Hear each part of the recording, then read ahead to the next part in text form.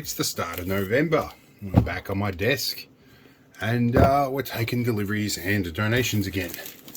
So this delivery has just arrived. This is one I've been fairly patiently waiting for.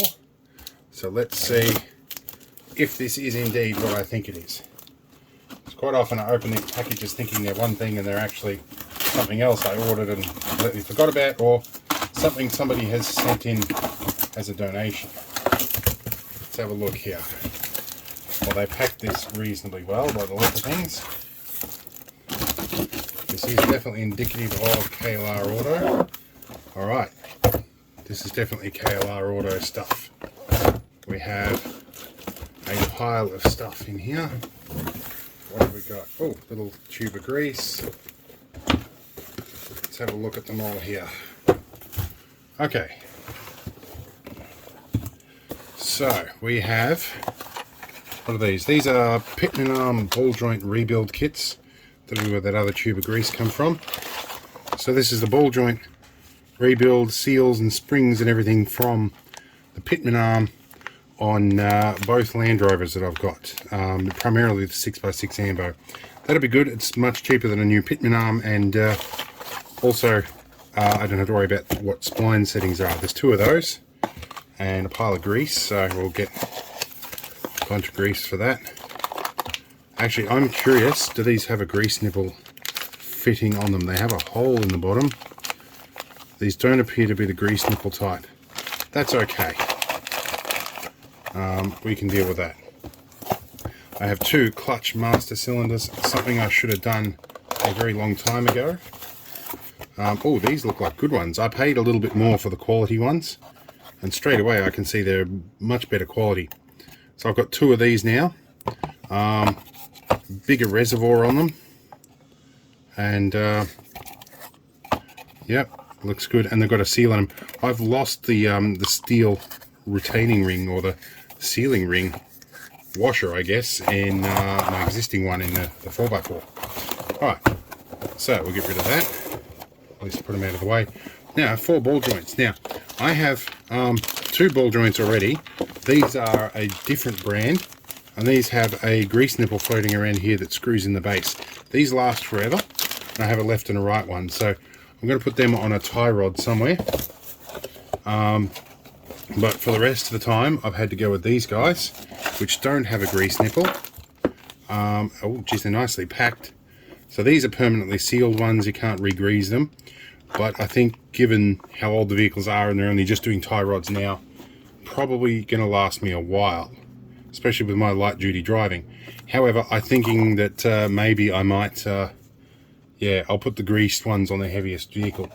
So I've got, let's see, that's the new split pin washer and nut. Even though I've got plenty of split pins. How many have I got? I have the left hand thread, right hand thread. That is a right hand thread, and that is a, which one? This is a right hand thread. Okay, so I need the tie rod on the 4x4, the tie rod on the 6x6, the two ends of the drag links, which use right hand threaded ones, and then the other end of the drag links, which is the 2 ball joint rebuild kits. That's good. I have all the bits I need to do to change possibly one of the most dangerous parts that can go wrong on these Land Rovers. So, let's see what else shows up. Alright, another delivery has arrived. I got geographically embarrassed the other day when I was out with my Argo in some thick bush. So I figured I needed a new lensatic compass to live under the seat, and a nice little emergency light.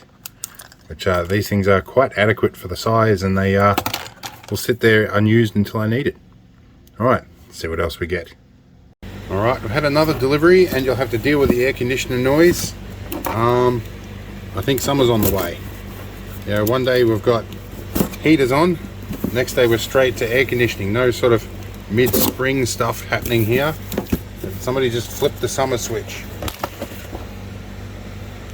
Which is how it happens in Australia. Off the camera. Okay, let's see what we got in this box of stuff. Single item. A Western Digital green SATA SSD. Possibly the cheapest one I could find, or very near to it. Probably because I'm going to be putting this in a project that I'll be basically donating. But let's have a look at what you get with these. Not much. Yes, it's a serial number. Yes, somebody could do something nefarious with it, but whatever. Removed before installing. It could be a little difficult to use that with that sticker there, but I don't see how that'll be a huge issue. Anyway, yep, 2.5 inches SATA SSD. Not bad. I looked at a couple other slightly cheaper ones, but apparently their failure rates have gone through the roof. And that might also be why the price has gone down. There's a lot less buyer confidence in it. But anyway, I'm going to clone this one onto this one at some point, and then put it in a new chassis, and hopefully my museum will have a decent archiving machine. And this one is probably getting a little senile. There's a bit of corrosion starting to happen on the contacts there. I'll give it a clean before I back it up, and yeah, we'll be cooking with gas, or SSDs in this case. Anyway, see you later. Alright, my guys over at TTMI have been looking after me again. I've dropped off a package. We'll see what's in this one. Oh, I can't quite get into this. I'm trying to keep the packing label off to one side here. So, what have we got? 3 of these. This stuff's good stuff. It's also not cheap either. So this is chain and cable lube. I use it mostly for the chains in the Argo, but also on the steel cable that I have on the PTO winch on the ambulance, and also the winch on the Argo. So good stuff. We've got lots of it, and it's spray pack, nice and sticky chain oil. Much better than the other alternatives that I found. Alright, we've had a sizable bunch of donations that we're going to have to go through. So let's get started. To start with is a CRT monitor. Not quite sure what I'm going to do with this. I'm not as nostalgic for it. Being a Samtron 55E, these are familiar. I think my school had a lot of these. My high school, that is. But yes, they're a Samtron, or Samsung, okay. Really early Samsung. What year were these made? Somewhere here, 2001. So yeah, this probably would well have been the same era and type they used at my high school. So obviously they are RGB. So using a normal video connector, or what I call a normal standard video connector. It's not now. Time has moved on in the last 22 years. So yeah, anyway, VGA was the word I'm thinking of. Anyhow, let's move on to what else we've got. Alright, the next donation is this HP LCD monitor, and by the weight of it, it feels like it's made out of boilerplate from the Titanic. It's heavy. It's got a Jim's test and tag on it, which technically, yeah, you'd have to put it on here because you can't put it on the removable lead. Anyhow, I don't see a date of manufacturer or serial number on this. So yeah, but it's a product number P9621D. So probably I'm not expecting great things out of it, but you know, it might be a backup monitor. Anyhow, it's also VGA with no other inputs. Yep, fixed VGA lead. Alright, let's see what else we got. Alright, next is a classic, fairly yellowed plastic case with an Intel inside Celeron sticker and a Repro number. So this looks like a Victorian number to me, but you know, I never know. Anyhow, we have a Microsoft Windows ME key on it, and we've got things that are actually stuck together. This is hallmark of a local computer company that I know that tends to put stuff together. Well, there you go. That's not quite as local as I'd thought, but you never know. Anyhow, they put stickers all over everything. Let's get this back plate off. Alright, so next up on the donations is this machine. And I actually recognize this because I put this monstrosity together out of spare parts at the museum. And I seem to remember it being a little bit of a sleeper. So let's see if we can get this side panel off. Take a look at what ended up inside here. It's not what it originally was. And we will need some light source. Let's have a look in here. So we have ourselves a 56k modem card. We have a video card, which is what exactly? It's a Trident blade, and it's got four sticks on there, so maybe a 2 megabyte card. It's got 4 chips. We have ISA, PCI, and AGP, so no PCI Express, and looks like a single 2 gig RAM stick, and a little Pentium heatsink on there. No idea what chip is under there. A sideways mounted slimline power supply, a mechanical hard drive, floppy drive, and 2 IDE CD-ROMs. Interesting stuff, legacy bits and pieces that I would sometimes use, but certainly by no means a sleeper. So anyway, I may have raided bits out of this later on to use for other stuff. And this says it's a 6A64-EC motherboard. So it is a socket 370 via chipset. There you go. Well, right there, via VT82C686B. All right, let's move on to what else we've got. All right, next on the donations is a massive box full of stuff that weighs a ton. Amongst that is this, like, mostly dead and leaking surveillance battery. It's a deep cycle, so I guess that'll go into recycling for the lead value. What have we got? Cat 5 cable, not much notable stuff, although these things, I don't know if anybody ever remembers, but these are rabbit ear antennas. Those are actually pretty handy. We won't do the irrelevant Cat 5 stuff. We'll do the mostly interesting stuff. I've got a 2.5-inch IDE laptop drive. It's a Hitachi one. That's interesting. Got a remote control for something, and it's got a Windows button on it. I don't know what that's for. It's something HP. So, what do we got here? Okay, we've got a flatbed scanner. That's interesting. Looks like it's a relatively simple one. That surprisingly could be handy. What else have we got? Oh, I like these old keyboards. Oh, it's still all the spongy ones, but it's a PS2 keyboard. They're handy. And this is a Ciccone. Alright. What else have we got in here? Oh, we've got a bunch of camera spares. So these are some old camera bits and pieces. There's a bunch of those, and spare cables and stuff, like, you know, power splitters and things like that. Stuff that's handy, and I'm pretty sure what they've done is they've cleaned up the camera spares, so they might get put back in the box and taken back. Whoa, okay, this is interesting. An old 3CCD. I would have killed for one of these back when I first started doing filming, which would have been about 2002. Doesn't look like it's got a cassette in there at all. Precision color 500 with a message. Can this be used to plug into a device so the tapes can be read? Okay. Yeah, I could never get this working off memory, I think, because it needed a power supply that was very hard to find. But we might do an episode on that. The microphone has been pulled off, has it? That might be the silicon cable, or it might be a rubber seal. I don't know, but there's a microphone for it somewhere, I think. Alright, what else have we got? More cables and stuff. A HP mouse. What's this for?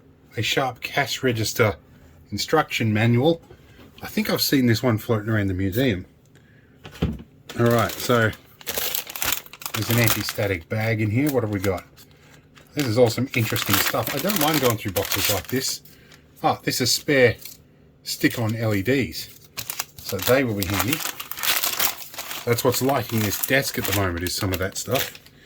What have we got here? Another keyboard. This is a compact keyboard. Some of the most horrible keyboards I've ever used. Also PS2. So that's kind of handy. Some of this stuff is going to get e-wasted. I'm sure of it. Okay, there's a few keyboards here.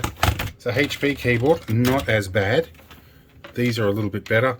And it's USB. Okay, that is worth hanging on to. That can go into my spares. I needed another spare USB keyboard. This one is a laser branded, and it's a PS2. There's another, I think I recognize that brand. It's a compact mouse. This is a generic keyboard made in China. What isn't these days, I guess. Now, wow, this box of stuff. What's this? Epson Stylus Color Printer software. Probably not handy. There's an NEC remote. A model RD1083E or 10, yeah. A Seagate 20 gigabyte IDE drive. Oh, what have we got? Oh, Epson Stylus printer drivers. Ah, this is all the spare bits for the office they've given me. I have to send half of this back. We've got a ball mouse, which is an IPEX brand. Oh, I actually kind of remember those, you know. There's spare power supplies and adapters. What are these things? Spare print cartridges. Wow. Okay, so, and the rest is power supplies and manuals and stuff. It's not worth looking at. What else have we got? Power board in here. What are these things? Ah, little fluoro tubes. A whole bunch of them, like 2-prong fluoro tubes. That seems to be all 11-watt fluoros. Completely useless to me, but you know, they're in there. Oh, a brand new mouse in box. It's an optical wheel mouse. Yeah, it's, I don't know what type of connection this has. I bet you it's PS2 mouse. Well, okay, a brand new PS2 mouse probably won't be such a bad thing to have in my legacy shelf. So yeah, certainly I will hang on to that one. What else have we got? Oh, okay, now I remember what this is. This is a 12-volt UPS. That's where that battery came from. The battery had probably encrusted and died. Yeah, this was modified to run as an emergency backup supply. That's definitely e-waste now. It's pretty much done its last legs and then some. Okay, what else have we got? A backup power supply designed to provide 12 volts. Yep, okay. That's been modified as well. And capacitors in there might be leaking. Alright, what else have we got? Oh, we've got a DVD burner. That's a Light-On branded, which are actually pretty good. It's a model SOHW-802S. I can't remember what speed these were. This is kind of beyond the time where they stopped advertising speed. Oh, now USB A to USB B type.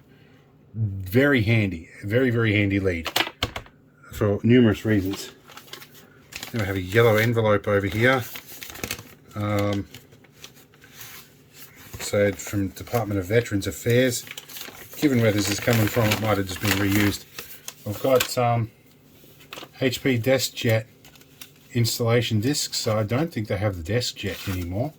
So that's when things came on floppy disk. I might keep that just for the floppy disks that might be usable. What else have we got down here? A Microtech scanner installation. Oh, that's for the scanner. Alright, so I've got manual and drivers for that flatbed scanner. And I'll bet you that's what that leads for. So, this minimum system requirements. Windows 98, 16 meg RAM, at least 40 meg hard disk, with 15 meg available. Probably because it's for virtual memory. And a Super VGA color display with 256 colors or better. Wow, I remember when 256 color was an effort to get happening. You know, you're going from, 16 or 32 colors. So, yeah, I feel old now. I really do. Okay, because I remember that. Okay, we have a 12-volt plug pack with a 5-volt regulator on it. That's probably a me thing in trying to get 5 volts to run something in a pinch. So yeah, all right, and that's pretty much the end of the box. There is a power board in here and a few other IEC leads, and USB to micro USB. No, that's not. No, that's mini USB, not micro. That was not an actual USB standard. That's just something that everybody started using, I think. All right, there's lots of stuff in here, but that's through the box of things. So I've already sifted a couple of things out that I don't need, which is handy. Oh, something that might be a blast from the past to some people. That's what Australia uses for phone sockets, or at least used to. Most new houses now I see are going in with the RJ11 plugs, like these ones. Not to be confused with RJ45 that has 8 pins. RJ11 has 4. But yeah, these are a 6-pin or 3 line, so 1 line per pin, and they've got a contact either side. So I really like those plugs, but anyway, the house I'm in still has them, but not all houses get them now. What's other? Oh yeah, little RCA lead. So there's a lot of interesting stuff, most of which I'm going to get rid of. Oh no, something in here uses a serial port, and it looks new, and it's a ball mouse. Oh no, that's that ball mouse again. Alright, I think I've pretty well had my fun with this box of stuff. I'm going to sift out the useful stuff and get rid of the throwaway stuff. Alright, we'll see when something else shows up. Alright, it's the noisy time of the afternoon here in the household, so you will hear some background noise. That doesn't bother us, so hopefully it doesn't bother you. Some donations have arrived. These were for, or from, Cobrageddon Military Supplies. This is a feeler gauge set that I think goes from everywhere from 0.1 to 1 mil. So that will be handy. A little bit rusty, but it's been sitting in a box of tools for a long time. I think this is post auctions, post military auctions. In amongst that was also a chain wrench, which these things are unwholesomely handy if you have one. You can adjust them up however you want, and you can turn things around like oil filters and canisters and big bolts, and they're just generally all round really handy. Also some mysterious Land Rover parts. I'm not sure what this is. It's an NWC 4752 and it's made of rubber, and it's a rubber strip.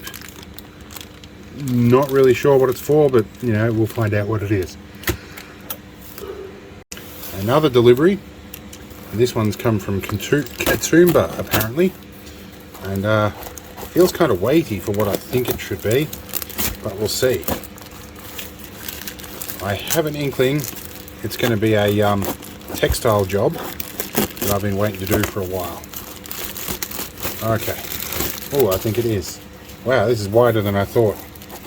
Okay. Yep, that is what I thought it was. So this is 5-star print rainbow. Now I have a wool blanket that was quite expensive. Very good. But the edging they put on it was useless. So I decided to buy some wider ribbon and redo the edging, which was great, but the only one I could find that was wide enough was rainbow pattern. So I guess I'm going to be in touch with my childish or unicorn side, I guess, and we're going to have rainbow pattern stuff. But it's here and I've got plenty of it. So that might turn into a video of me sewing stuff. I don't know, that might tickle your fancy, it might not. Anyway, my channel is what it is, so let's continue on. Alright, so I ducked out of the house for 3 minutes and the postie stuck out of the tree he was hiding in and delivered my parcel and hit it. I swear those Ozpost guys are like surveilling me and like delivering stuff when I'm not here. So these are, here we go, filters for the Air 2S. I bought a combo kit.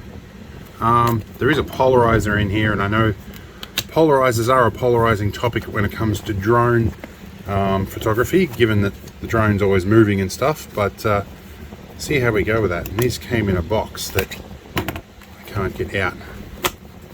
Here we go. Basically what I wanted out of this was a higher ND filter than the one that they've got. So I've got an ND 32, I think. which is like a 5-stop. I needed an NZ64 for some of the bright Aussie sun. That's a little cleaning cloth. We've got some little sticky labels. And how do we get into the box? Like that, I guess. Alright, so what do we have in here? We've got ND8, ND16, ND32. Now there should be an ND64 in here. There's an ND4, a CPL, which I think is a polarizing lens. And then we've got an MCUV. So that's a infrared and ultraviolet filter, which is not terribly useful. The polarizing is. I was expecting to get an ND64 in this, but anyway, we'll see if these fit. The ND32 might help all the same. In the worst case scenario, I can double stack a couple of these if I get smart about it. In any case, so that's filters for that. Now I had another box of stuff show up, which is also going to be the last thing for the month. So let's get sorted with that. There's a big box of stuff, and I'm sorry about the background noise, but Aussie summer got hot. Now there's a list of parts on this box, but we'll sit it on my knee and we'll lay them all out. This is one of the Parenti group guys has dropped this off, and I've done a good deal with him. He got a few of these at auction and couldn't use them all. So I've got some dry flange seals. Actually really good. I do need a set of those. This is a kit for the 6-wheel drive, so I'm pretty sure this is a rocker cover gasket. Also very good. We have, what have we got? A bunch of these things. So these are little things with a part number on them. They are probably seals or bolts or something that is essential. Little rubber thing, plastic screw bits, probably for the interior trim. This will be like a gasket or an O-ring. Big thing of O-rings or gaskets, and then like literally a whole bunch of these, which are all various size gaskets for different things, all with their part numbers on them. These will no doubt be really handy when something mysterious goes on and I'm stuck because of one little thing. I have a filter element, fluid. This will be a fuel filter, more than likely, if I can get into it. Where's the top of this box? What are you doing to me, Isuzu? Anyway, I know from the weight and look at that, that's a fuel filter. There's the kit for fuel filters, or oil filters. The 6x6 uses twin oil filters, so these are 2 oil filters. So you've got a bypass and a standard filter. So they will be exceptionally handy. There's my money's worth in just those. They also include an inner air filter, a Donaldson one, and an outer air filter, which is this one. Now, to give you some idea, for some of you people with domestic vehicles, you might not be aware of just how big the air filters are in these things. So I'm going to open this box and show you how big it looks. Get this open. Here we go. So this is the inner air filter for a Land Rover Parenti. They are massive. And they've got brand new seals and everything in the box too, which is nice. So very, very handy kit. All useful things. Inside that big filter you have a smaller inner protective filter, which is also a finer grade. So generally these are to protect you from getting dust in the intake when you're changing the outer air filter, but there's other people that tell me that these are a finer grade than the other ones, so it's like a 2-stage filtration thing. Anyway, when I have access to one of these, I generally change it if I have the opportunity. But in these, they tell you not to change the air filters until the little air filter indicator pops. So that's the theme I follow these days. What I might do now is pack this stuff up and see how these guys fit on the drone, and then we'll go from there.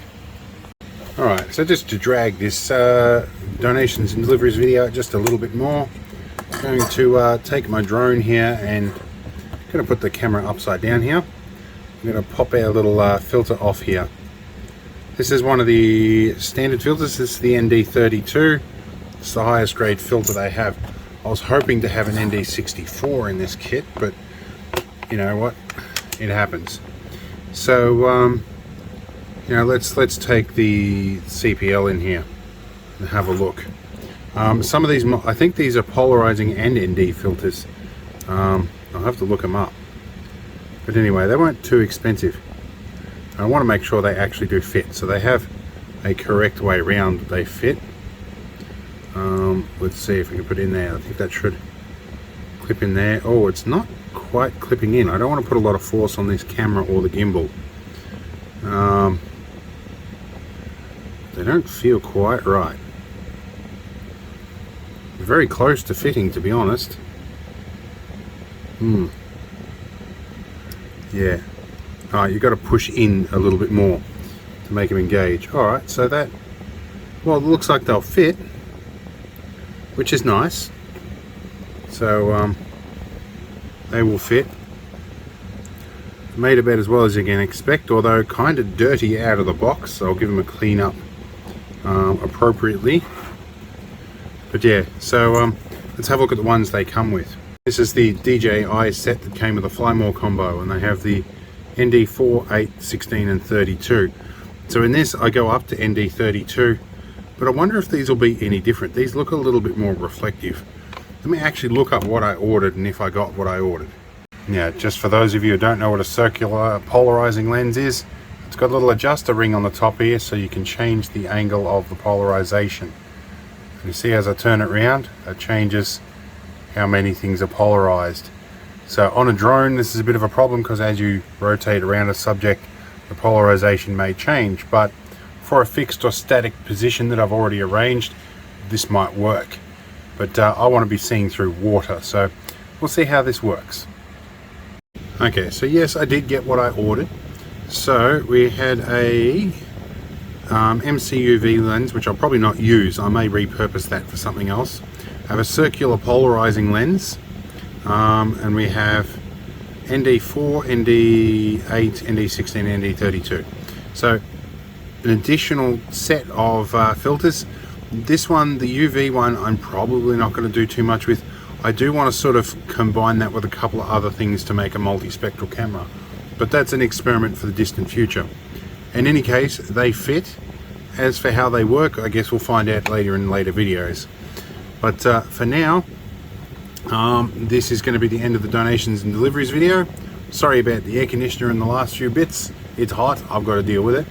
And we'll see you next month and see what shows up. Probably going to be a little bit low-key next month because I'm winding my budget down. I can't keep spending disability or my TPD insurance fund. I can't keep spending that like anyone's business. I've got to save some money for the future. So anyway, see us next month and see what shows up.